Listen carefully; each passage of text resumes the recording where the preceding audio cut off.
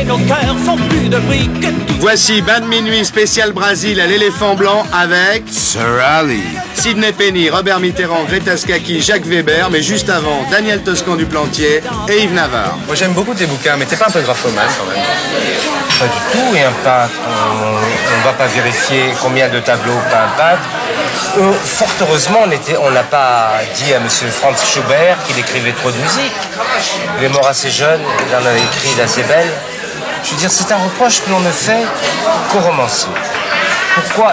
Dans la société de consommation, dans la société actuelle, on dit qu'il publie trop. Mais écrire trop, ça n'existe pas. On écrit, on n'écrit pas. Puis d'abord, écrire ne se décide pas. C'est une décision que je ne prends pas. J'ai besoin d'écrire. Ça me tient debout. Je ne me pose pas de questions. Je ne vais pas m'arrêter d'écrire. Simplement pour crever. Alors il y a une chose que je vais te demander quand même. Quand t'es parti, vous l'avez connu à l'époque? Ah oui. Ah oui, moi aussi, Ah oui, je l'ai connu. ah oui. Quel ventilateur de couloir. Ouais. Bon, c'est pas aimable. C'était mieux que ça. Ah non, c'était extraordinaire. Mais c'était très chic, les couleurs publicistes. C'est bien simple, je ne croyais pas qu'un jour j'allais rencontrer quelqu'un de plus bavard que moi. Ouais. Et j'ai rencontré Daniel. Bah là il dit rien, faut pas lui dire ça parce que sinon il va rien dire. Je te laissais parler Si, quasiment j'avais dit. 2 minutes, Ouais. combien ça dure déjà? Non, mais c'est vrai qu'il y avait un climat, il y avait aussi René Victor Fille, on peut pas parler de lui Ouais, parce que ouais. il était là, magnifique, et je crois que tous les deux, on peut, quand il ouvre la bouche, on n'a plus qu'à se taire parce que lui, c'est Ah, lui il est encore plus bavard que tous les trois. glorieux. réunis. Oui. Mais alors moi non, ce que je voulais dire c'est que donc Daniel t'a connu à l'époque, t'avais quand même une nature enjouée. Bon, t'avais des moments comme ça de spleen le soir, de temps en temps, mais enfin, t'avais quand même une nature plutôt gaie, plutôt déconneuse et tout. Et qu'est-ce qui s'est passé? T'as eu le courage de tout quitter, t'as écrit des bouquins qui d'une façon générale ont été plutôt bien accueillis. Je pense à Loukoum, je pense à des choses comme ça, qui tout de suite, dès le début, il y a eu Killer, il y a eu tout ça. Et pourquoi tu as toujours eu l'air comme ça, un peu écorché vif, un peu... C'est très que je crois que je suis relativement drôle dans la vie Ouais. et relativement sérieux dans mes romans. Peut-être parce que dans la publicité, j'ai appris le mensonge. Un mensonge fort honorable. Et qu'après, dans l'écriture, j'ai voulu tout pratiquer, sauf le mensonge. Et à ce moment-là, Ça, on peut pas dire que tu mens dans tes livres. Quand ton stylo est vide, tu dis mon stylo est vide. Voilà. Et puis non, enfin, ça va même un petit peu plus loin.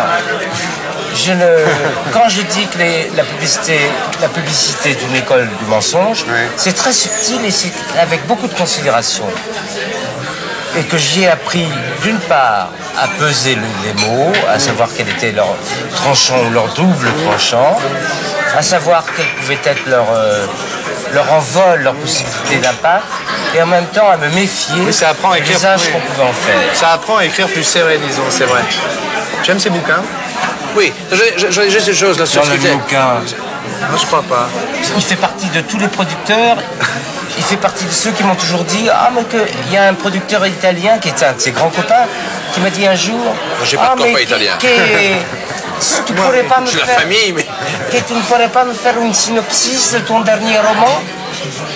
Et moi je lui ai répondu que tu ne pourrais pas le lire. Et j'ai à peu près les mêmes rapports Tu vois, avec il se plaint. C'est marrant quand même. se plaint. Tu Non, te non. plains. Pourquoi tu te plains toujours comme ça? Mais je me plains pas, c'est vous qui l'entendez comme une plainte. Je dis la vérité. Si vous entendez la vérité comme une plainte, c'est votre problème, c'est pas le mien. Non, mais Yves a besoin aussi de se poser un peu comme victime. Mais moi, j'ai beaucoup de considération pour ceux qui écrivent parce que c'est très dur. Hein. Il y a une sorte de solitude et de... Ah ben, il vient de se contredire parce qu'il se pose en victime et ensuite il parle de la solitude Ouais. et dit que c'est dur.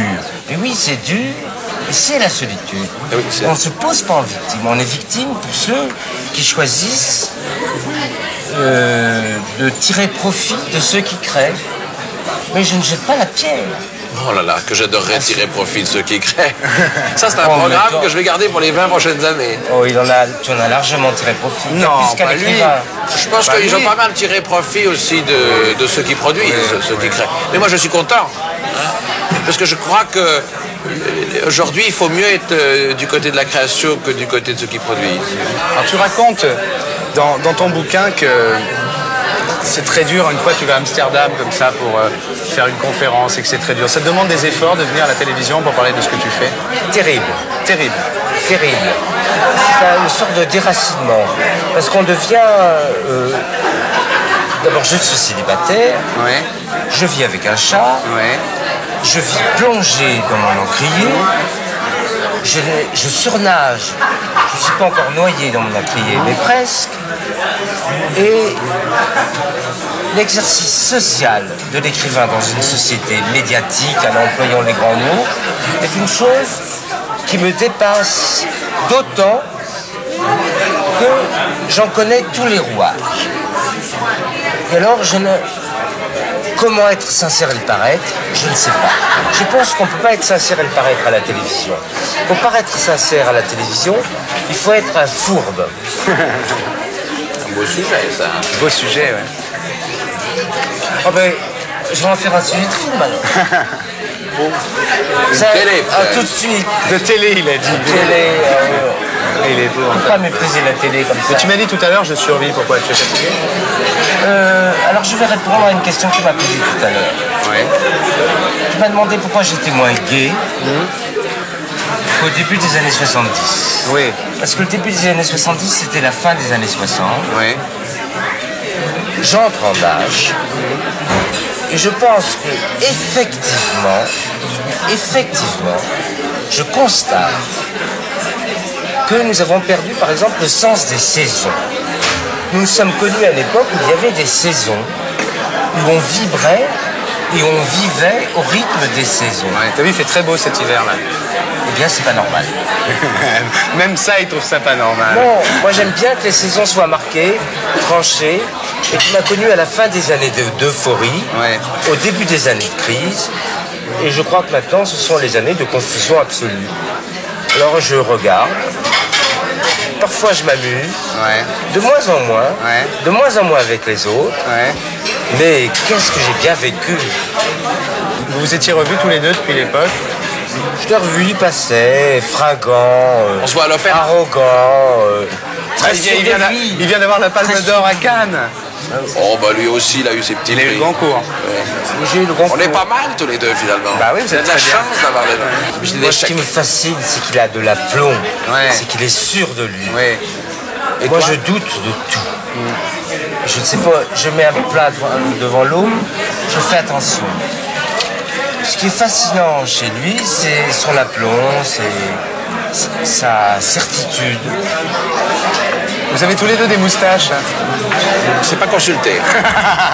Oh, je crois que tu m'as copié quand même. Quelle année? Moi je me souviens pas encore. 69. On travaille pas sur la même clientèle, alors on n'a pas. On reste dans le flashback avec John Sebastian et les Lovin' Spoonful. Daydream. Custom made for a daydreaming boy, and I'm lost in a daydream, dreaming about my bundle of joy.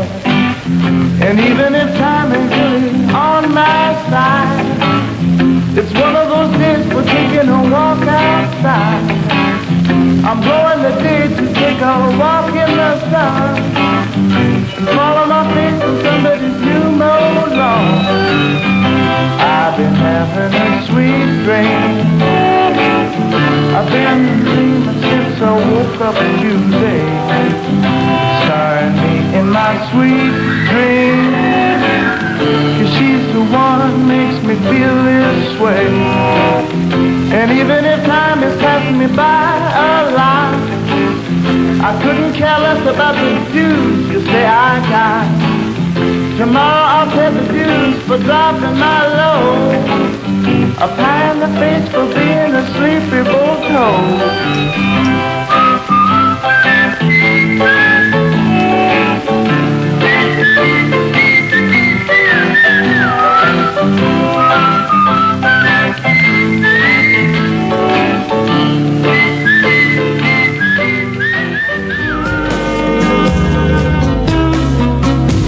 Café noir pour les nuits blanches. Ce soir, le bain, c'est la maison du café. Spécial Brésil.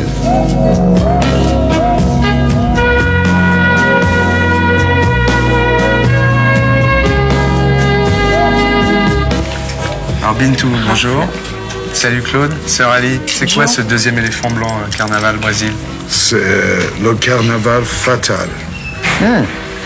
Et ça consiste en quoi? On va brûler le bain avec la musique chaude. Ouais. Oui, tu verras. Qu'est-ce qu'il y a comme chanson? Oh, il y aura Marcia Maria, il y aura Celino Barros, une école de samba avec danseuses et plein de percussionnistes, Alice Girls évidemment. Et ils vont chanter quoi? Ils vont chanter, tu sais, c'est ça.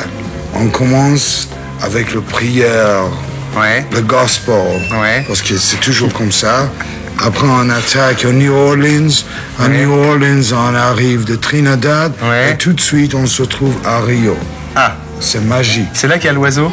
C'est là qu'il y a l'oiseau. Moi, je veux l'oiseau, moi. Il sera là. Il sera là.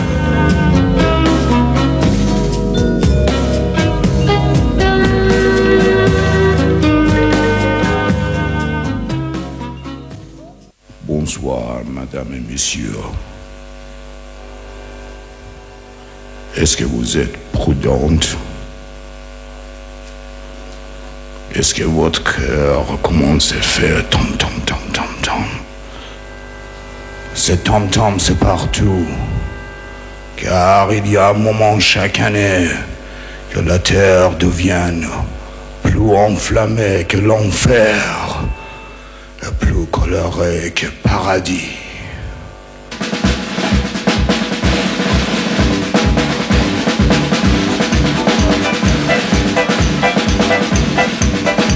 Oh, when the saints, oh, when the saints, oh, when the saints go marching in. Oh, I wanna be in that number. Oh, when the saints go marching in. So we're gonna march in and now to down to the tropics. That's right. We're gonna go down to the tropics and do the carnival.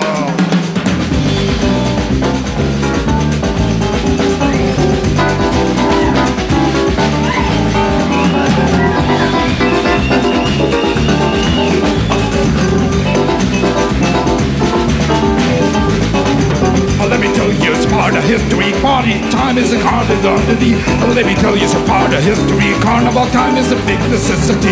Look at the woman walking out the block with her hips walking like a clock. Look at the woman walking out the block with her hips walking like a clock. Oh, no, don't stop the carnival. No, don't stop the carnival. Carnival, the Rio Carnival. No, don't stop the carnival. I just say no to New Year. No, don't stop the carnival. I don't care if it's up the New Year. No, don't stop the carnival. Well, let me tell you, it's a part of history. Carnival time is a big necessity. Well, let me tell you, it's a part of history. Carnival time is a big necessity. Look at the woman walking off the walk with her hips working out like a clock. Look at the woman walking off the clock with her hips working out like a clock. Oh, no, don't stop the carnival. No, don't stop the carnival. Carnival, that real carnival. No, don't stop the carnival. Look at the woman walking off the street with her walking off the like a clock. Look at the woman walking off the clock with her arms like the clock. Oh, no, don't stop the carnival. No, don't stop the carnival. Carnival, that real carnival. No, don't stop the carnival. I don't care if you stop for New Year. No, don't stop the carnival. I don't care if you stop for New Year. No, don't stop the carnival. I don't care if you stop for Halloween. No, don't stop the carnival. I don't care if you stop for Halloween. No, don't stop the carnival. No, don't stop the carnival. I don't care if you stop for Halloween. I don't care what you sing, yeah. I don't care if you stop for Halloween.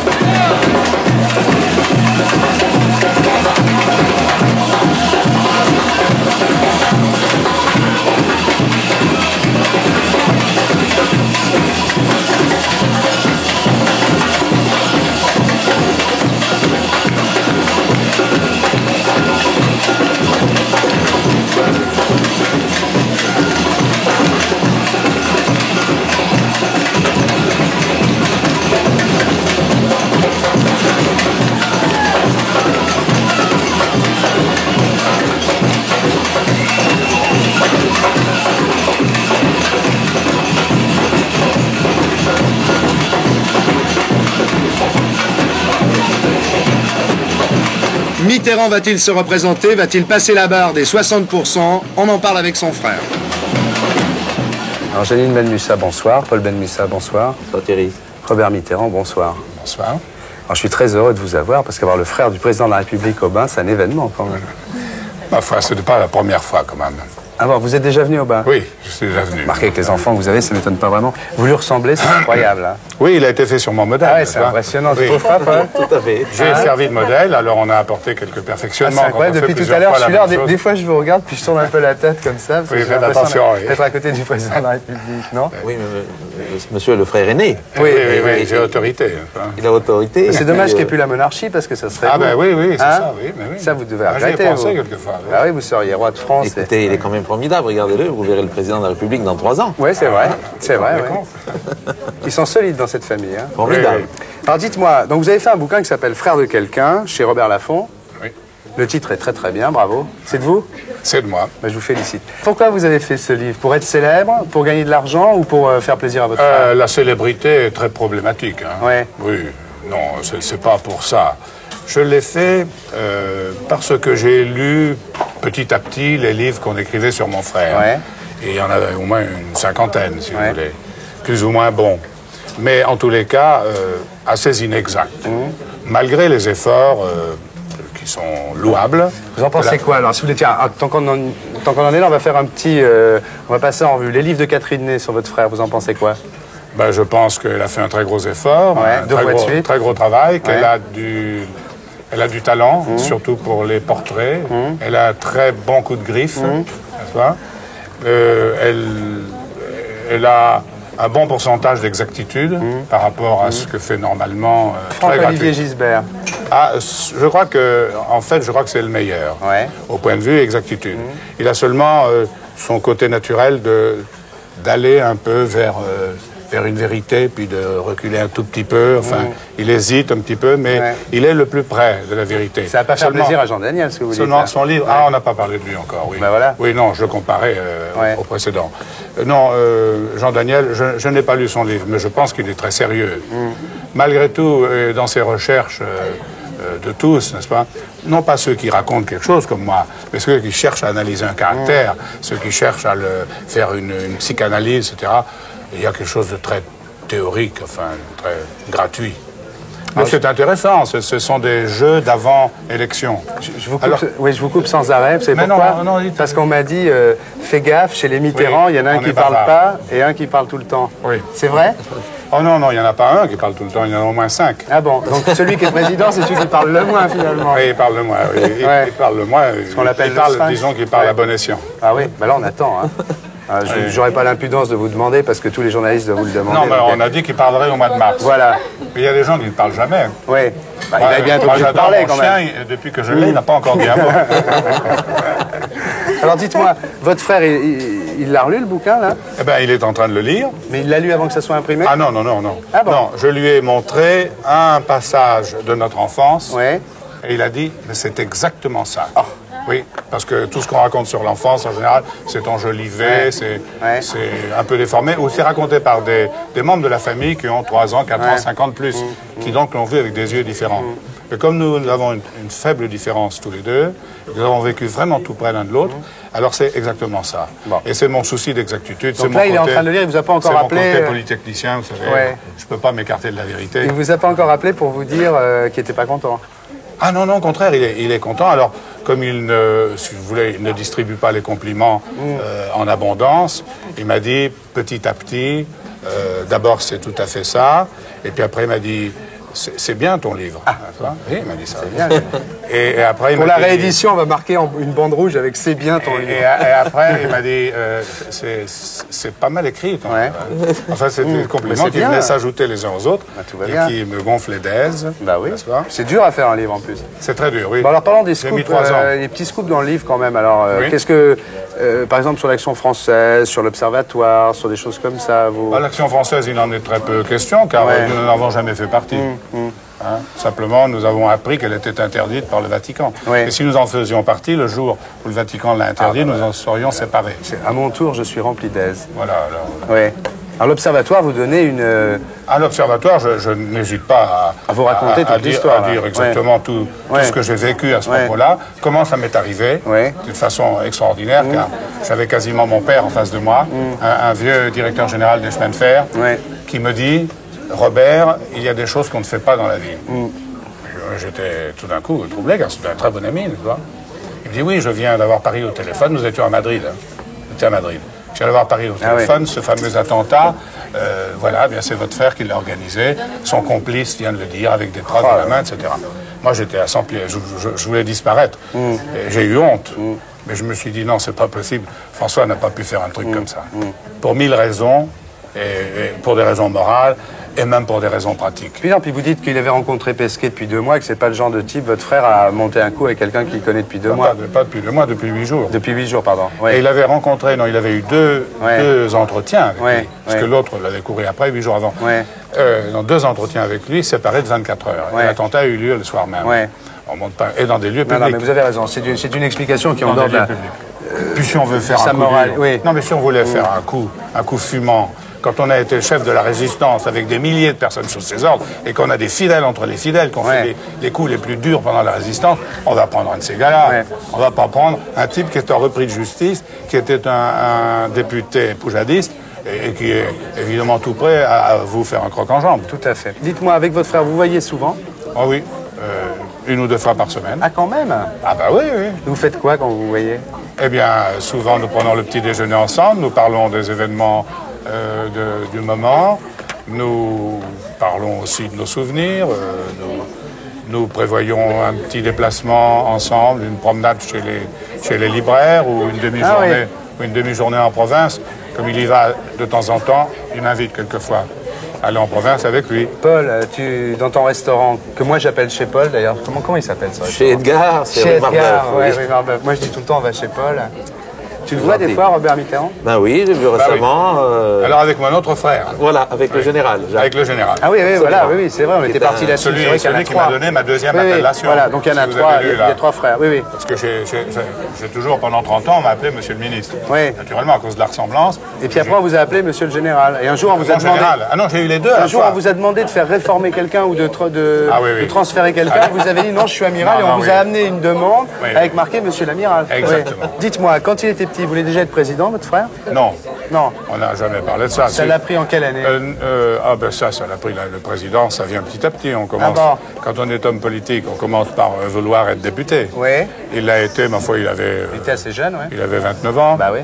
Et puis il a été ministre à 30 ans. Comment ça se traduit la tonton mania chez Edgar? Il y a des Mitterrand d'olâtres. Ouais, il y en a quand même. Ah oui, bien sûr, bien sûr. Tu sais, chez moi, c'est le temple de la cohabitation. Bah oui, bien sûr, c'est pour ça, on a le frère du président de la cohabitation. Ça a toujours été un établissement où on a sûr. reçu absolument tout le monde. Et comment ça se passe alors quand tu as des ennemis qui arrivent? Oh, c'est très rare. C'est très rare. Ça se passe toujours très bien. Tu sais, il n'y a qu'à voir la cantine de l'Assemblée, etc. Et des lieux comme ça qui sont... Avec le bon vin du restaurant. Il y a les no man's land, quoi. Il y a des no man's land. Ça, c'est un no man's land chez toi. C'est une Suisse, quelque part. Ça se passe toujours très, très bien, je dois dire. Que même aux temps les plus difficiles du début de 81, il n'y a jamais eu chez moi personne qui a subi de broncades, de sifflets ou de manifestations hostiles. Personnellement, jamais. J'en ai subi. Ah, vous en avez subi? Ah oui, oui. Non, mais vos voisins, ils ne voulaient plus vous parler en 80. Depuis 35 ans, je suis habitué. Les lettres anonymes, des coups de téléphone injurieux. Robert Mitterrand, vous êtes quand même le frère de quelqu'un et le père de quelqu'un. Vous êtes le père de Frédéric, c'est pas rien. Ce que je dis, bah oui, il y a un chapitre entier qui est consacré à Frédéric. D'ailleurs, j'ai élevé 5 enfants. Il y en a d'autres aussi qui sont remarquables. C'est pourquoi je dis. Mais il y a Jean-Gabriel. Je suis le père de Frédéric, et je suis fier de lui. Mais je suis fier aussi de Jean-Gabriel, d'Olivier, de Catherine, de Maxime. Et ceux-ci font des choses qu'on ne voit pas à la télévision. Ils sont pas sous les feux des projecteurs. Voilà, oui. Janine, vous l'aimez, Frédéric Mitterrand, comme présentateur? Oui, beaucoup. Il vous plaît? Oui, quand il très dit bonsoir, sympathique. comme ça vous plaît? Très bien. Il paraît qu'il a dit ça en naissant. Il est possible qu'il agace certains, il en séduit d'autres. Oui. C'est vrai qu'il a Non, mais il n'est pas indifférent. Ça marche. Voilà, non, mais ça marche très bien. Mais il a à la base une grande culture. Et puis, Non, mais vous racontez l'histoire des Olympiques et tout, c'est très courageux ce qu'il a fait, Frédéric. En plus de se lancer là-dedans. Vous racontez ça? Ah oui, il a tenu le coup pendant 12 ans. Ouais, c'est ça. 12 ans. Non, c'est très courageux. Moi, je lui avais dit, mais alors, Quand il fait de la pub, vous en pensez quoi? Ça, c'est déjà un peu plus... Eh ben, je mets une phrase là-dessus. Dans les cinémas d'art et d'essai, qui ont été très prisés, il a perdu de l'argent, il a des dettes. Et quand on lui demande pourquoi il va fourvoyer son talent dans la pub, il dit, écoutez, je tiens à rembourser mes dettes. Et dans ces circonstances, quand on m'offre 250 000, 300 000 francs pour tourner un petit bout de truc de 3 minutes, même pas. Ouais. Hein? Non, même pas 30 secondes. Oui, je le fais. Bah oui. S'il me permet quand même de payer les dettes. De m'acquitter de mon dû. C'est bien. Moi, je trouve ça bien, après tout. Non, moi, on l'aime bien. Et puis, il aime la fantaisie. Bon, de temps en temps, on le voit. Il paraît que dans Elle, cette semaine, il est torse nu. C'est bien. On m'a posé la question ce matin. Je lui ai dit, pourvu que le reste ne soit pas nu. Chez Sabati, il était déguisé en Yves Turner. Ah oui. Vous l'avez pas vu? Bah, mais je l'ai pas vu, non. Il paraît, oui, samedi soir. Très, très drôle. Il aime bien s'amuser comme ça. Alors le Brésil, Robert, vous en parlez du Brésil? Ah, le Brésil, c'est mon second pays. Bah ouais, c'est ma seconde patrie. Ouais. Je connais le Brésil depuis 40 ans. J'y vais tous les ans et quelquefois 3 fois par an. J'ai trouvé le moyen d'y travailler. J'ai fait le plan de développement des mines de fer. Et c'est pas rien. Elles faisaient 8 millions de tonnes. Vous savez combien elles font maintenant? Par an, hein? Elles font maintenant 60 millions de tonnes. C'est lui qui devrait être président. En hommage à Michel Fugain de la part de Thierry et Ali pour Corti. Comme l'oiseau, voce abuso, Marcia Maria.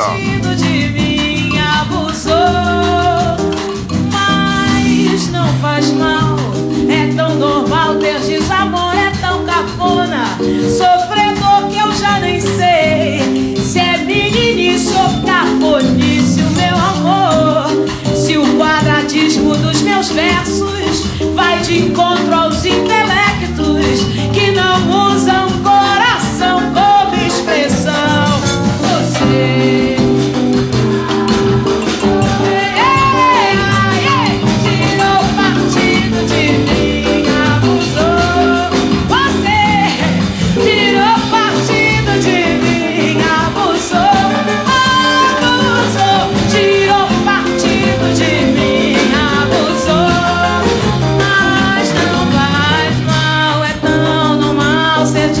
amor tão cafona, sofredor que eu já nem sei se é meninice ou cafonice o meu amor. Se o quadradismo dos meus versos vai de encontro aos intelectos que não usam coração como expressão. Comigo, você fala Brasil, tirou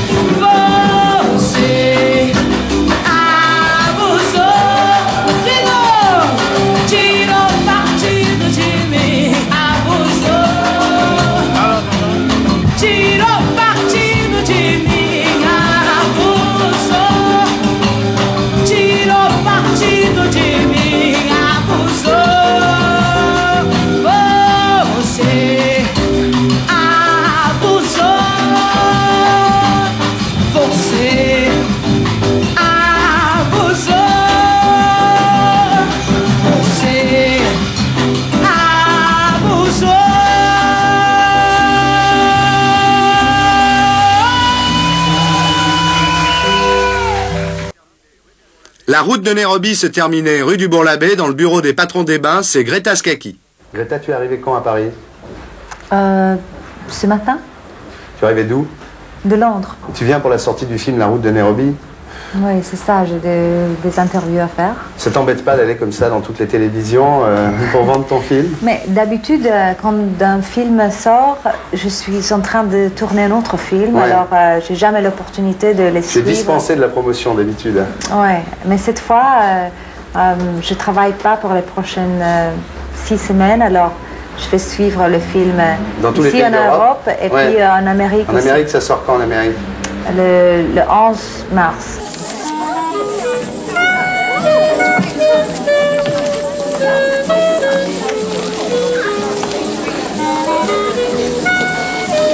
I have the next dance. I take silence to mean consent. Very convenient for you. You don't mind, you, John? No, you two carry on. I'm going to push off. Are you sure? I have to be up at the crack of dawn tomorrow. I leave her in your capable hands, John.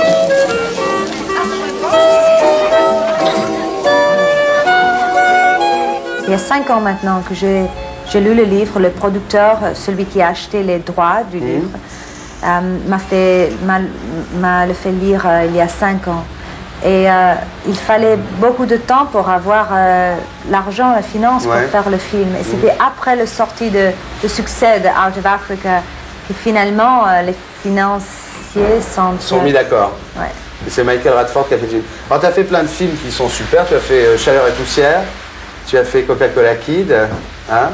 Tu as fait le film de Jane Curis aussi qui était très bien, Un homme amoureux. Ouais. Avec qui tu as préféré travailler de tous les metteurs en scène depuis tous ces films que tu fais depuis quelques années? Je ne sais pas. Moi, je suis très exigeante comme actrice. Je suis très critique. Et je rappelle que l'expérience de Chaleur et poussière, c'était mon premier film, c'était terrifiant pour moi. C'était très difficile et je me suis sentie très abandonnée de James Ivory, qui ne dit jamais rien, presque rien à ses acteurs. Mais maintenant, en réfléchissant, maintenant que c'est passé 5 ans, et maintenant je peux voir le film et comprendre pourquoi ça a eu un succès. Ça a eu beaucoup de succès, bien sûr. Parce que je trouve que quand je finis de faire un film et je le vois, les résultats, je suis toujours déçue. Je ne peux pas oublier mes images, mes rêves du film. Et maintenant, je vois Chaleur et poussière et je peux l'admirer. Et j'adore James Ivory, il est toujours resté ami.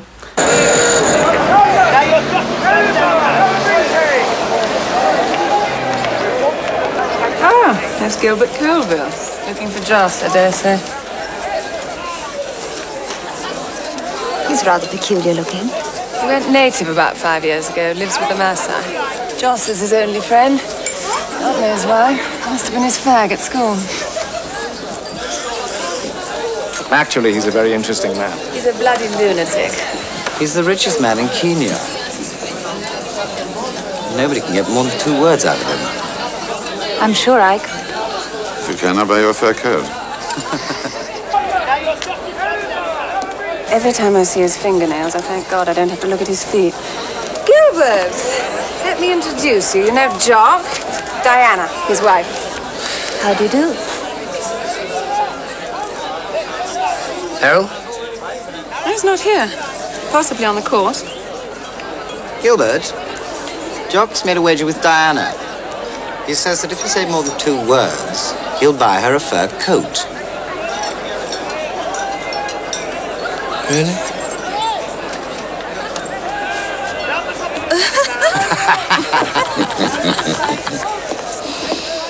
Et qu'est-ce que tu fais quand tu fais pas de film? C'est quoi? Parce que l'autre fois, dans ce bureau, on parlait avec Harrison Ford, il disait que quand il faisait pas de film, il coupait du bois dans son ranch. Qu'est-ce que tu fais, toi, quand tu fais pas de film? Moi, j'ai pas un ranch. Ouais. J'ai une petite maison à Londres et j'adore Londres. J'y suis jamais parce que je suis toujours en voyage pour filmer. Mais quand je suis là, je trouve, c'est comme Paris, il y a beaucoup de cinéma, beaucoup de théâtre. Je fais des cours de danse, j'adore ça. C'est plein de choses à faire. T'as pas de ranch encore. Alors j'ai eu une interview de toi dans VSD où tu disais que tu étais avec une journaliste dans le hall d'un hôtel et puis il y a des très beaux garçons qui sont arrivés dans le hall et tu les as regardés. Oui, ça il y a 2 semaines. C'était pendant, je crois qu'il y avait la mode à Paris, comme on dit, les prêt-à-porter. Ouais, il y avait beaucoup de mannequins. Et c'était des mannequins qui cherchaient le travail. Ouais. Tu t'intéresses aux garçons? Je sais pas pourquoi elle a écrit ça. Parce que qu'elle a dû le remarquer. C'était elle aussi qui regardait les... Mais c'était remarquable. Elle a écrit que c'était toi. Non, vraiment, j'ai noté qu'il y avait un très beau garçon et puis il y avait un autre. Et puis à la fin, il y avait une 50aine de très beaux jeunes garçons. Et tu as un fiancé? Ouais. C'est avec lui que tu es parti à Cuba, c'est ça? Tu es parti en Amérique du Sud, Comme non? tu savais. Ah oui. Je sais tout sur toi. Oui, finalement, j'ai fait un vacances et c'était superbe. On est allé à Cuba? Cuba, Rio, en Bolivie et Pérou. Ouais. Pérou. T'es pas allé en Argentine? Non. Et à Cuba, tu as trouvé ça bien? Non, j'ai lu dans le journal que tu as trouvé ça bien, Cuba. Oui, c'était très, très intéressant parce que c'est un gouvernement tellement différent de les nôtres. Ouais. C'était très intéressant, surtout visiter un set d'un film d'un très, très bon metteur en scène cubain qui s'appelle Thomas Gutiérrez Alea. Ouais. C'est très bon et parler avec les acteurs qui, en Cuba, tout le monde est employé, tout le monde. Il y a pas de chômage. Ouais. Et les acteurs, ils gagnent le même, tout le monde, s'ils travaillent ou pas, s'ils travaillent dans le théâtre ou dans le cinéma. Tu trouves ça bien, toi? Oui, c'est intéressant parce que en comparaison à les acteurs en Angleterre au moins, l'ambition, la compétition, c'est un des choses plus dominantes, plus fortes du vie de l'acteur, de survivre dans un monde très difficile à réussir. Donc tu ne serais pas un peu socialiste? Je suis intéressée à ça et j'ai remarqué après visiter Cuba, quand nous avons visité Brésil et Bolivie surtout et Pérou, que là-bas il y a tellement de misère. Il y a plus de misère au Pérou et en Bolivie qu'à Cuba. Ah oui, mais bien sûr. Cuba, c'est pas riche, mais tout le monde a un toit, tout le monde a à manger. Et ils ont dépensé beaucoup d'argent pour les écoles, pour l'éducation. Et à la fin, c'est quoi les priorités de la vie? Ouais. Mais est-ce que les gens ne sont pas plus libres en Bolivie et au Pérou quand même, non? Mais ça dépend de ce que tu crois que c'est la liberté. En Cuba, oui, c'est difficile d'entrer, c'est difficile de partir. Mais je crois dans l'histoire de Sud-Amérique que la Cuba a montré que peut-être le socialisme c'est la seule réponse. Ah, t'es assez socialiste quand même alors. C'est rare de voir des jeunes actrices comme ça qui défendent. Non, je ne dis pas que le gouvernement de Cuba pourrait fonctionner en Angleterre ou en France. Mais là-bas, où il y avait avant, il y avait le capitalisme, les gens qui meuraient de faim, d'épidémie, c'était un moindre de finir tout ça.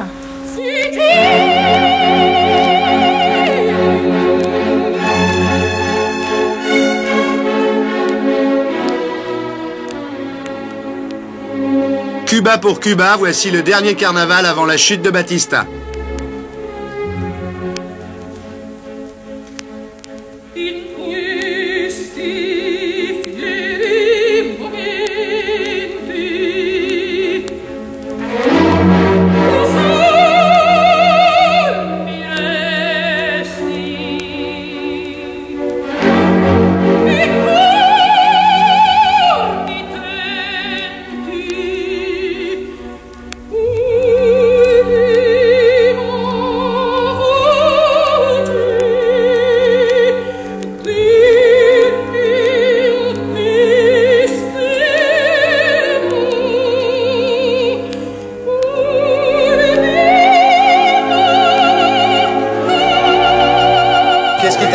monté une école de samba à Paris?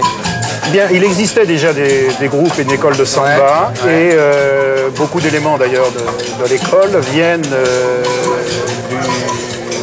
de différents groupes qui se sont formés et qui ont appris la batucade, parce qu'ils aiment avant tout le Brésil et les rythmes brésiliens. Donc il y a des Français, il y a des Brésiliens. Il y a des Français, on peut dire à peu près 70% est composé de Français, ou de non-brésiliens.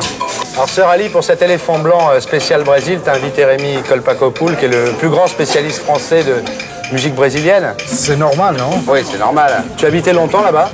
Moi, je vais et je viens. Il y a un ascenseur à Salvador qui s'appelle Elevador Lacerda, et je dis que je vais entre la ville basse et la ville haute. Donc la ville haute, c'est Paris, la ville basse, c'est le Brésil. Tu retournes tous les combien? Ça dépend, 3 fois, 4 fois par an, comme ça. Il faut toujours quelque chose à faire. La dernière fois, j'ai emmené Manu Dibango au Brésil parce que je pense que c'est bien d'amener la musique africaine. J'en ai Kassav aussi. Ils connaissent pas là-bas la musique africaine antillaise moderne, ils découvrent et c'était génial. Toi, tu vas nous parler d'un autre style de musique? Oui, je vais vous parler parce qu'effectivement, quand on pense au Brésil, on pense avant tout aux écoles de samba, et en ce moment à Rio, c'est une énorme chose, des écoles de samba. Parce que c'est des milliers, des dizaines de milliers de personnes qui défilent devant des centaines de milliers. Mais à Salvador, plus au nord, c'est autre chose qui se passe, et encore à Recife, encore davantage. Mais Salvador, c'est une ville très africaine, et c'est pour ça que vraiment on dit afro-brésilien, on pense avant tout à Salvador. C'est d'ailleurs cette année de 100e anniversaire de l'abolition de l'esclavage au Brésil, et c'est ce qui est fêté aussi bien dans les écoles de samba à Rio qu'à Salvador. Et il y a une énorme poussée des groupes afro. Ce qui se passe à Salvador, c'est que c'est un carnaval où on participe. D'ailleurs, c'est un carnaval où on assiste moins qu'on ne participe même. Alors, ce qui se passe, c'est que effectivement, c'est 1 million ou 2 millions de personnes dans la rue et qui inventent des choses. Cette ville a une faculté d'inventer des rythmes, d'inventer des danses, d'inventer des styles extraordinaires. Et je suis venu avec une amie danseuse qui s'appelle Fafa, Fafa da Bahia, et qui va vous montrer la dernière invention de Salvador. Ça s'appelle la danse da galinha, la danse de la poulette. De la poulette, et vous allez voir que le mouvement du postérieur évoque irrésistiblement. Alors on peut imaginer des milliers de gens faisant ça, ça donne une basse-cour, quoi. Alors on va faire comme à la télé brésilienne, on va beaucoup regarder le cul, quoi. Bah par exemple, on pourrait, oui. Et c'est avec en fond sonore, c'est ce groupe qui s'appelle Olodum, qui est un groupe qui a vendu 200 000 albums à Salvador en 2 mois. Et c'est l'événement de cette année du carnaval qui se tient présentement à Salvador. Deus dos deuses loucos, movimento o mundo inteiro e africanizar o dom que compõe a natureza. É Deus dos deuses Olodum, movimento o mundo inteiro e africanizar o dom que compõe a natureza. O negro revela a grandeza, se o mundo não ri na tristeza, não. Infinita beleza, o sétimo sentido da tal legião. Pelourinho é meu quadro negro, negro, retrato da negra raiz. Um canto singelo e divino traz simbolizando essa negra razão. Quem sou eu? Riba! Negro. Oi, oi, oi. Negra. Quem sou eu? Negro. Oi, oi, oi. Le Brésil, c'est pas que la samba, c'est aussi les nazis. Voici l'aumônier de Rudolf Hess. Pasteur Charles Gabel, vous publiez chez Plon un bouquin qui s'appelle Conversation interdite avec Rudolf Hess, puisque vous avez été l'aumônier de Rudolf Hess dans la prison de Spandau pendant 9 ans. Première question, pourquoi 9 ans? Pourquoi pas plus? Qu'est-ce qui vous est arrivé? Ah oui, là, il y a eu un problème, effectivement. J'avais en quelque sorte promis à ce vieux prisonnier, à sa famille et également à l'église allemande que je resterais le plus longtemps possible à Berlin et que j'essaierais de l'accompagner jusqu'au bout. Alors ça n'a pas été possible parce que les soviétiques sont intervenus à un certain moment dans cette affaire et ont, après quelques mois, obtenu que je quitte Berlin. Il y a plein de mystères. C'est quand même comme le masque de fer ou quelque chose comme ça. Il y a son parachutage en Angleterre. Oui. Bon, il se fait parachuter en Angleterre et finalement on découvre que la gentry anglaise était plutôt pro-national-socialiste avant-guerre. Il y avait plein de membres de la gentry qui étaient pro-national-socialiste. Il y avait même certains qui prévoyaient une union entre l'Angleterre et l'Allemagne pour dominer le monde et remettre à ce moment-là Édouard VIII sur le trône. Est-ce que vous avez eu des éclaircissements à ce sujet? Est-ce que vous avez eu des éclaircissements sur la raison pour laquelle Hess s'est fait parachuter en Angleterre en 1941? Non, je dois dire que je n'ai pas de révélation à faire et que le livre n'en contient pas, disons, de ce genre de révélation. parce que c'était un personnage assez renfermé de nature, depuis toujours, et qui avait tourné la page sur ce passé. Alors ce n'est que de temps en temps, par hasard, je dirais au hasard des circonstances, qu'on a évoqué son vol vers l'Angleterre, son séjour là-bas. Mais je pense que s'il ne m'a rien dit, il n'a jamais rien dit non plus à personne. Il n'a pas écrit de mémoire et il y a effectivement des choses qu'on ne saura peut-être jamais. En 2017, puisque Churchill a demandé que les archives soient ouvertes seulement, soient bloquées jusqu'en 2017. Est-ce que vous êtes sûr que c'était le vrai Rudolf Hess? Parce qu'on a dit aussi qu'une fois qu'il était parachuté en Angleterre, enfin qu'il a sauté en Angleterre, on l'a remplacé. Il y a même un type qui a dit moi j'ai fait un costume de Rudolf Hess en 5 heures.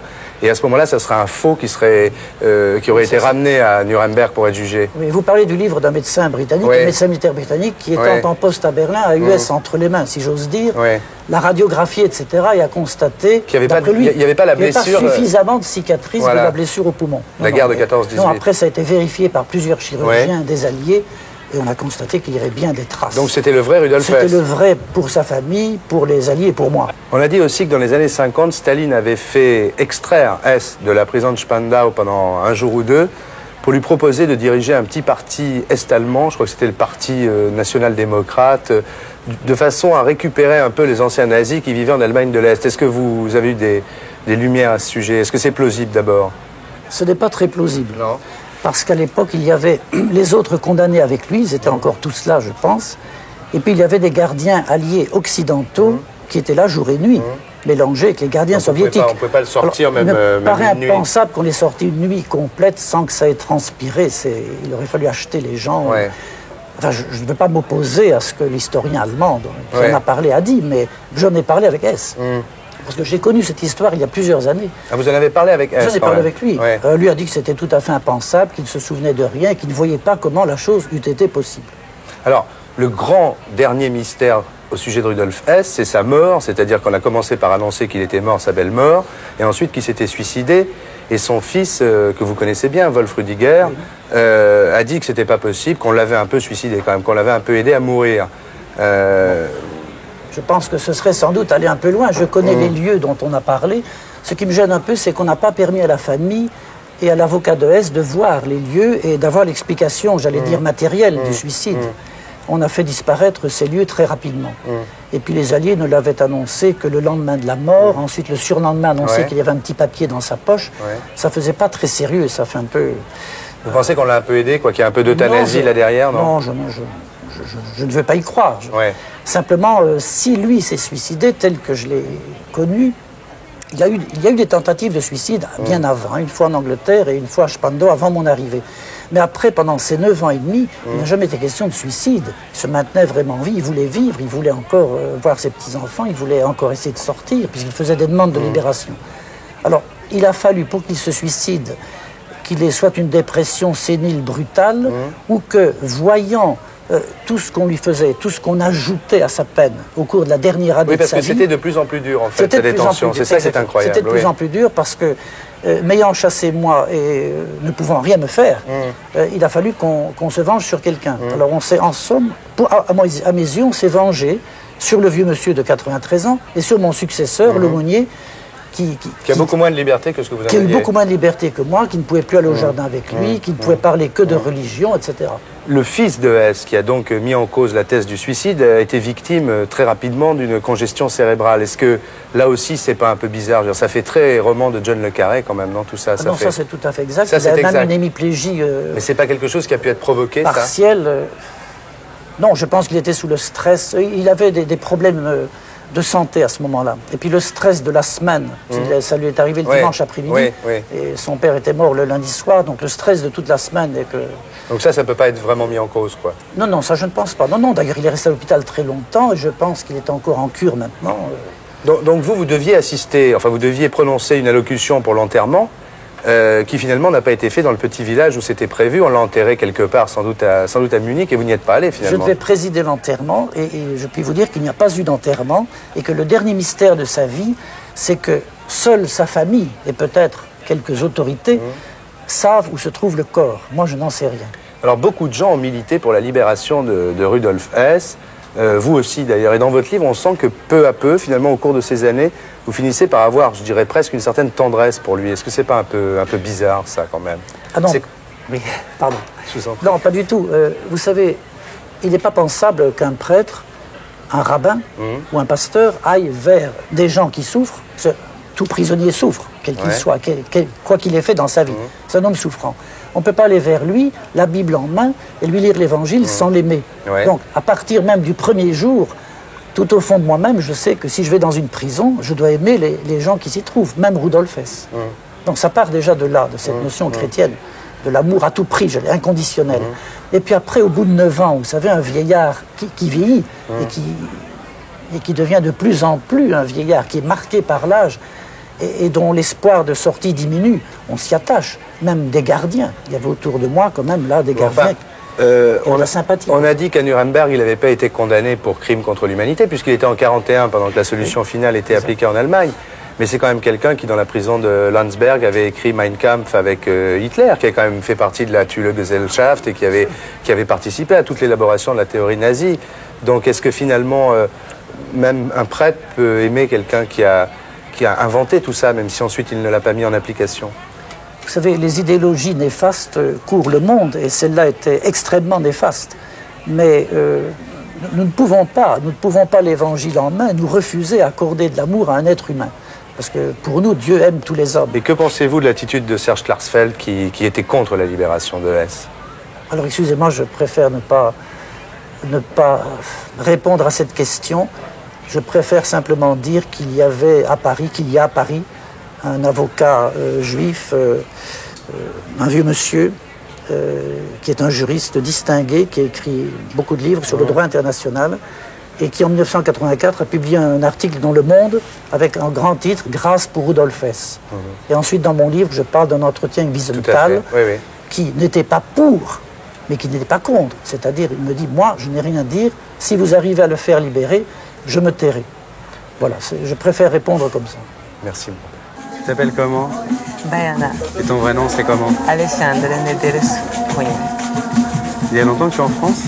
Oh, ça fait quelques temps que je connais la France déjà. Environ 9 ans. 9 ans? Ouais. Et tu es parti à quel âge de chez toi? Chez ma mère? Ouais. Alors, j'ai parti environ 12 ans, 13 ans. À l'âge de 12 ans? Ouais. Et qu'est-ce que tu as fait quand tu es parti?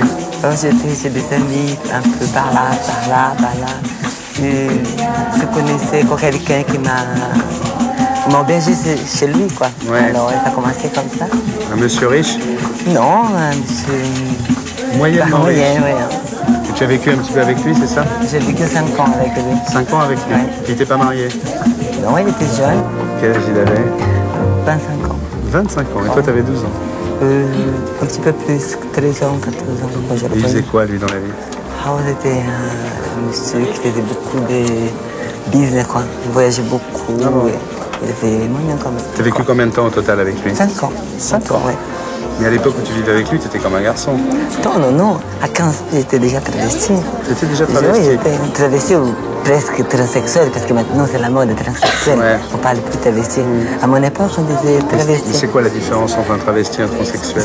Maintenant, on dit qu'un travesti, c'est un garçon qui se déguise en femme, Ouais. qui vit la journée en garçon et le soir en femme. Un transsexuel, c'est quelqu'un qui vit tout le temps complètement comme en moi, femme. par exemple. Toi, tu vis tout le temps en femme? Oui, 24 heures par jour. 24 heures par jour. Je ne peux pas vivre autrement.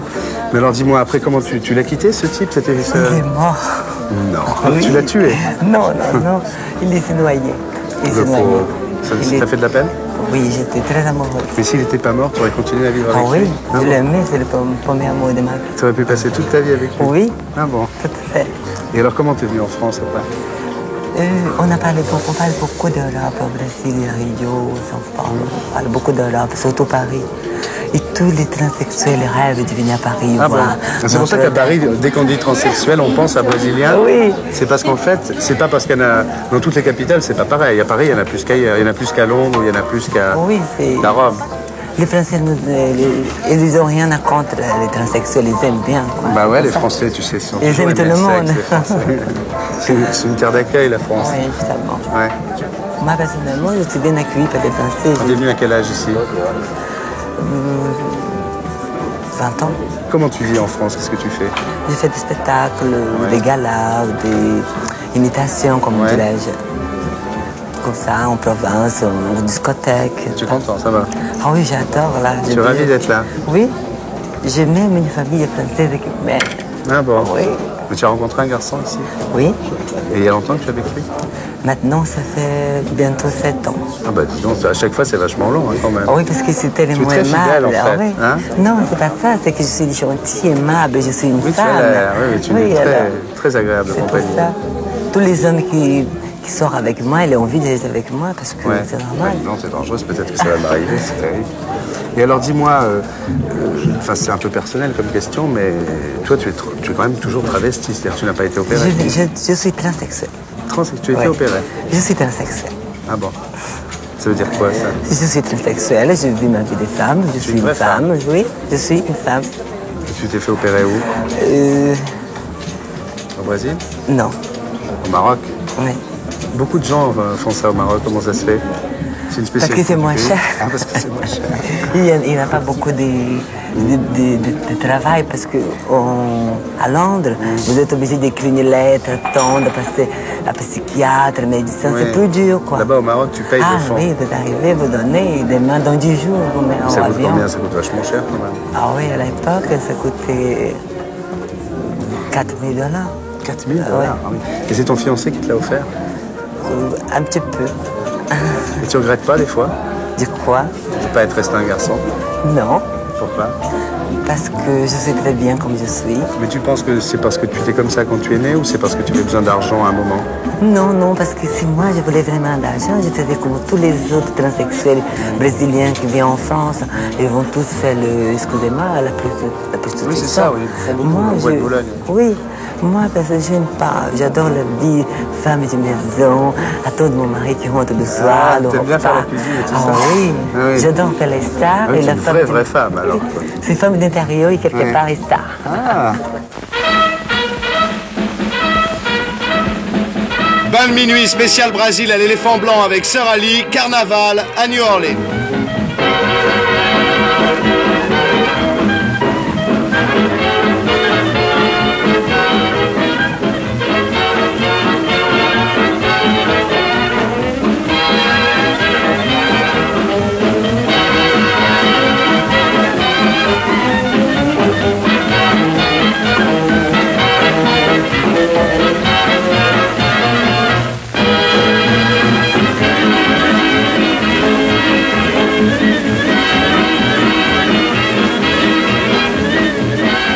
Maintenant, tu vas nous parler d'Oswaldinho. Ben oui, on va remonter un peu plus dans le nord du Brésil, vraiment ce qu'on appelle le nord-est, c'est-à-dire du côté de Recife et de toute la région la plus pauvre du Brésil, mais en même temps une région historique sur la musique du carnaval.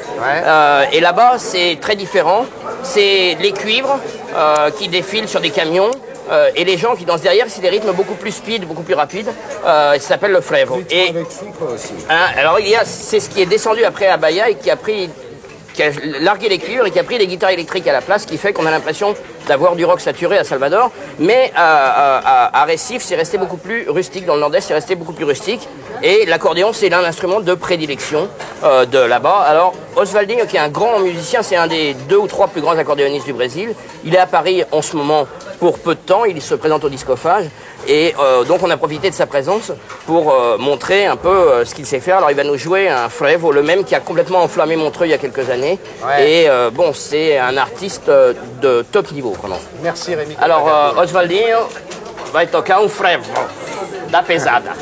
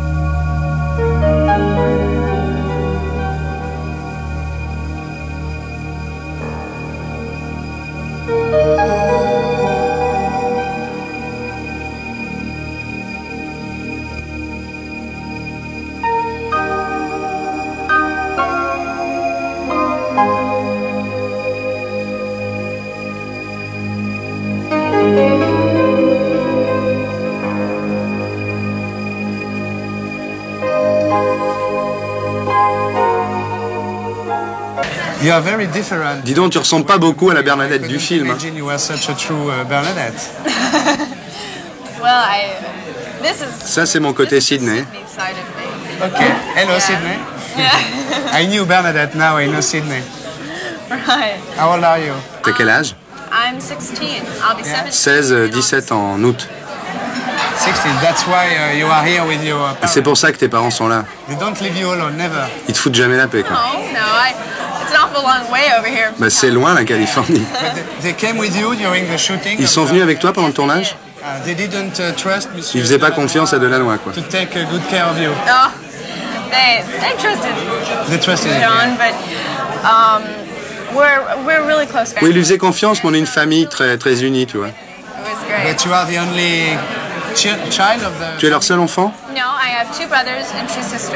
Non, j'ai 2 frères et 2 sœurs. Are alone? Mais alors les sœurs, elles sont toutes seules en Californie? Non, non, non, pas du tout, elles sont mariées maintenant. Ah, they are married. That's why now they can be alone. And I have Ah, maintenant elles peuvent être toutes seules. 3 or 4 nieces. So when we will be married, Alors quand on sera ensemble, yes. tu pourras venir sans tes parents. Bon d'accord, mais ça c'est un deal. Is it true that you have Indian blood? C'est vrai que tu as du sang indien? 16 Cherokee in you. Oui, un 6e de sang Cherokee. And what else? Et quoi d'autre? I am French. Français. You have French blood? Yes, I am.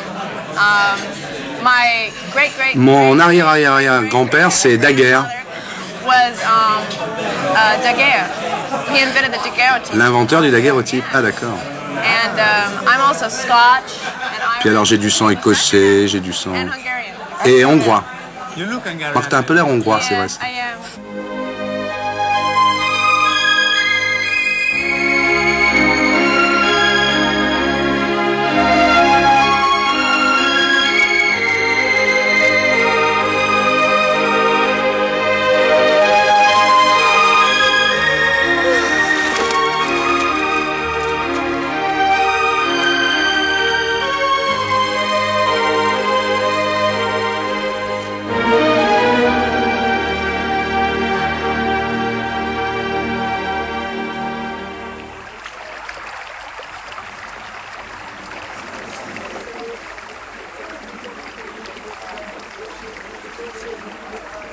It's very strange that they choose you to be.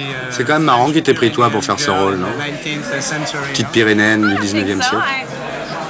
I think that Bernadette and I look a lot alike, kind of. J'y ressemble quand même. Hair and same physical features. How did you start in cinema? T'as commencé comment au Cinoche? Well, I started working with my parents. D'abord j'ai bossé avec mes parents, sur scène. Sort of a club act. C'est un numéro de musical. My dad is comedian. Mon père est comédien, ma mère aussi. My dad played guitar. Mon père joue de la guitare. And they took a coffee break. Et puis un jour comme ça, pendant une pause café, ils ont décidé que j'allais monter sur scène. Yes. And so I got up on stage and I started telling jokes to the audience. Et j'ai commencé à raconter des histoires aux gens. Then they just weren't able to get me off the stage. Et puis on n'a pas pu m'enlever de la scène.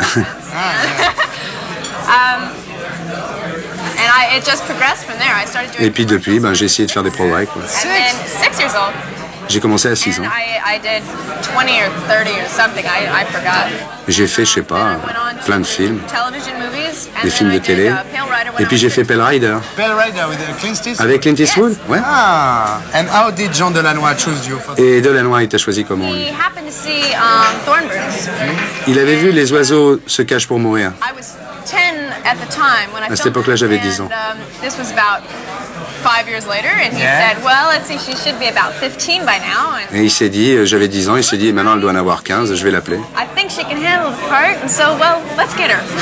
But when you were chosen to be Bernadette, you saw the movie by Henry. Mais quand tu as été choisi pour faire Bernadette, tu avais vu le film d'Henry King, The Song of Bernadette. la chanson de Bernadette. Oui.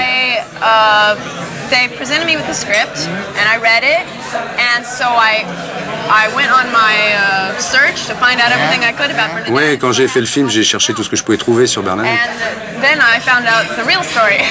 Et j'ai vu la vraie histoire et ça n'a rien à voir avec le film d'Henry King. But Sydney, tell me, you are... Dis-moi, Sydney, t'es croyante, toi? Ouais. Did it help you to be Bernadette? Ça t'a aidé pour être Bernadette? Oh, I think so. I think so. Bien sûr. Yeah. I think that being an actress and playing Bernadette An actress doesn't necessarily need to know what faith is. Oui, tu vois, un acteur n'a pas besoin de savoir exactement ce qu'il joue. point of view. She doesn't need Il a à to. avoir son point de But I vue found d'acteur ou that d'actrice. I really believe what Bernadette. Mais moi, je croyais vraiment en Bernadette. Everything that is in the movie is true. Tout ce qui est dans le film est vrai.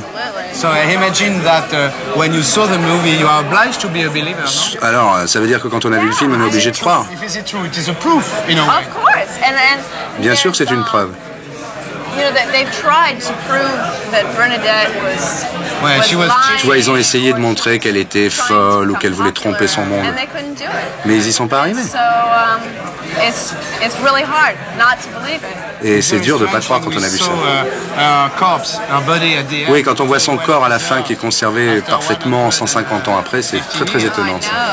And I stood just a few feet from her, Yeah. and she looks like she's sleeping. Yeah. Elle a l'air de dormir, ouais. Yeah, she didn't. Her body didn't change at all. Son corps n'a pas du tout changé. And how did you manage to speak French? Et t'as fait comment pour parler français alors? Actually, it wasn't too easy at the beginning. C'était pas facile. I was. And you were leaping. Alors tu articulais en français puis après t'étais doublé, quoi, c'est ça? But I worked every day. Enfin, j'ai travaillé tous les jours, toutes les With semaines, Martha Descartes, who was avec my Madame French Descartes qui est mon coach. And as we went on, it got easier and easier because I Bien was sûr, also plus ça allait, plus c'était facile. learning to speak the language by speaking with the crew and with the other Parce que actors. je parlais avec les gens, quoi, sur le plateau, sur le tournage. Start reading the script in French and understanding it. Et après, je comprenais le script en français. And what about Jean Delannoy? Isn't he? Mais dis-moi, Jean Delannoy, il est pas comme ça un peu vieux pour faire des films? I would say that's a crime. Mais tu penses que c'est un crime? Non, c'est pas un crime, mais enfin, je sais pas, est-ce que quand on a 80 ans, on peut faire un film pendant les années 80? Jean Delannoy is capable of making a movie at any time, anywhere. Jean Delannoy peut faire des films partout et toujours. He's a genius. C'est un génie. And he learned his craft when people really knew how to do a movie right. And so now it's just stunning to see how well something can be done. In France, he was very critical. Tu sais qu'en France, il a quand même été pas mal critiqué par la nouvelle vague, Jean Delannoy. No, not really. Ah non, je savais pas. Non. Truffaut, Godard, Chabrol, tu vois. You know them? No. You don't know them? Tu les connais pas? You should stay a little bit longer. Bah dis donc, faut que tu restes un peu chez nous alors. Well, I'll come back. Ouais, je reviendrai. Ouais. Sure. And when you came to France to be Bernadette, what did your boyfriend say? Mais quand t'es venu en France pour être Bernadette, il a dit quoi ton fiancé là-bas en Amérique? All my friends were very supportive of me. Bah tout le monde m'a beaucoup aidé quand je suis parti. Mais lui? Ouais. He wasn't too sad. Il était pas triste. Stay alone in California. Restait tout seul en Californie. I guess. But it's just one of those things that you get used to. C'est le genre de truc auquel il faut mieux qu'il s'habitue. He accepts it very well. Il l'accepte bien. Ouais. Mais il ferait mieux. Hein.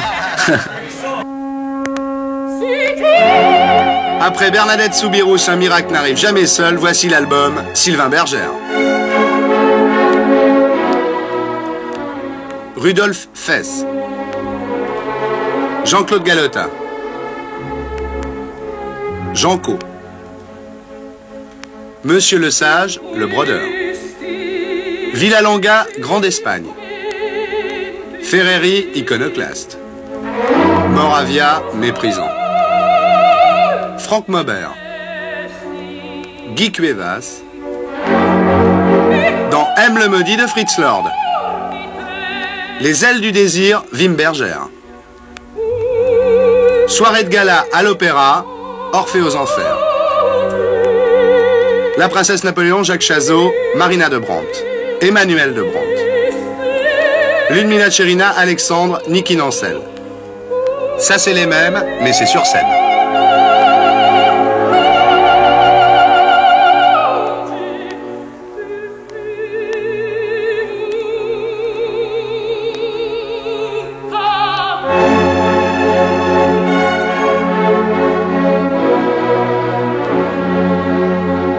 Reine à Tazan, dîner au foyer,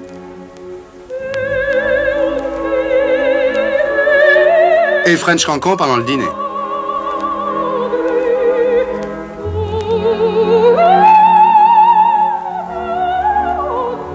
Serge Lama, son père chantait à l'opéra.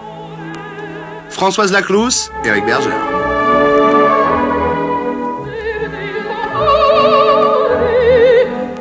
Après Sylvain chez les riches, Sylvain chez les pauvres. Bercy, Austerlitz, 12e, 13e. À 12 ans de l'an 2000, le 19e est toujours là.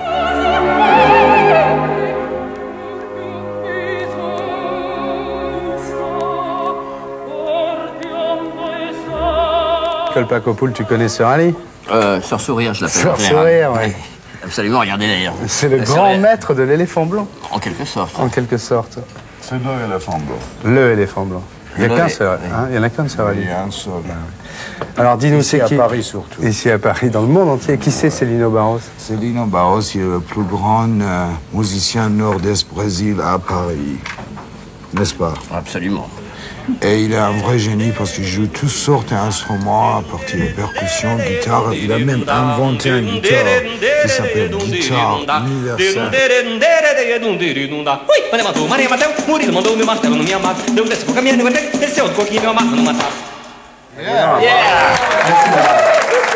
Sœur Ali, je sais pas ce qu'il raconte quand Célino Barros là, mais... Moi non plus. Toi non plus. Moi non plus. Toi non plus. Maintenant, on peut parler tout à fait la langue et avoir Bon, un peu du mal à Personne ne sait ce qu'il raconte. Non, mais c'est bien. Je suis c'est sûr bien, qu'il y a des gens qui vont comprendre. Pour ça que j'entends tout le monde en train de rire. ça met 10 minutes à traduire les chansons comme ça. Ah ouais, c'est terrible. 10 minutes. Dis donc. Ah oui, alors là, il va nous jouer de la guitare universelle. Alors c'est quoi la guitare universelle? Regarde, quand tu vois ça, c'est une énorme guitare. 10 cordes. 4 premiers cordes fait la basse. Et les 6 derniers fait la guitare. Ah, c'est lead guitare et basse en même temps. Oui. Oh là là. C'est pas le chômage, hein, ça. Et pourquoi personne n'y avait pensé avant lui? Ouais, je sais pas, demande-lui. Comment ça que personne Célino, pensait? pourquoi personne n'a pensé à ça? Pourquoi personne n'a pensé à ça avant toi? La guitare universelle. Parfois, les choses les plus simples, c'est justement, on cherche toujours la complication et on ne pense jamais aux choses très simples. Mais il y a Rémi qui dit que ça va mettre la moitié des orchestres au chômage, hein, ce truc-là. Non, parce qu'il y a une question de personnalité. C'est-à-dire qu'en fait, quand on prend un musicien, il ne faut jamais prendre pour l'instrument qu'il joue, mais pour le musicien lui-même. On peut même avoir des orchestres avec 2 bassistes, pourquoi pas. Bien maître. L'important, c'est la musicalité. Pour ça que tu n'as aucun bassiste. Ah non, mais là, c'est simplement comme ça. C'est juste pour montrer l'instrument, c'est tout.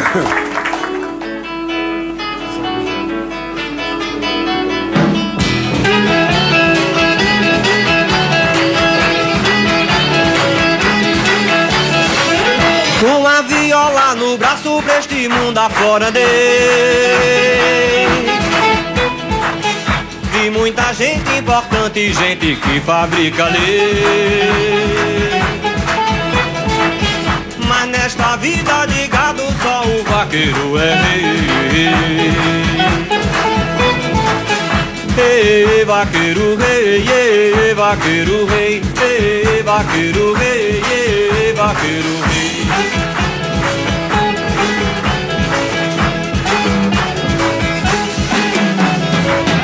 Saiu vaqueiro na canta como a estrela matutina. E o vaqueiro se benze tirando o chapéu de couro. Reza a Deus pelo gado que é o seu maior tesouro.